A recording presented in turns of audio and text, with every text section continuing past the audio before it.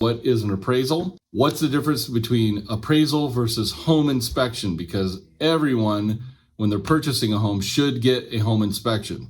We want to make sure that the guts of the house, all of the systems, heating, electrical, the gas, the sewage, the plumbing, everything, all the bones and systems in the house are in working order. And if they're not, that's where we can potentially negotiate for some kind of credit to offset those deficiencies that are in the property that really weren't noticeable at the beginning when you first fell in love with the house.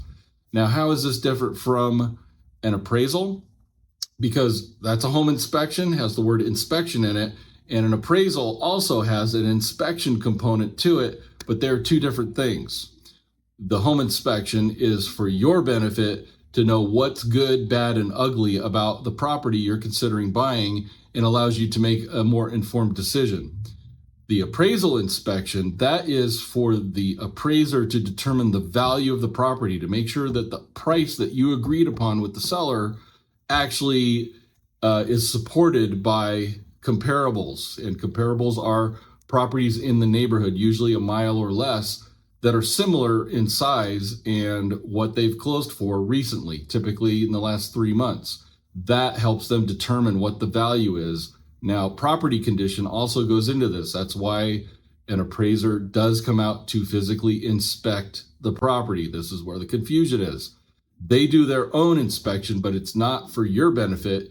It's for them to establish the value of the house. And so if the house you're buying is of a lesser condition, meaning maybe a little rough around the edges, not as landscaped, not as nice as some of the other comparables that have sold recently, they might knock down the price a little bit for you. It happens.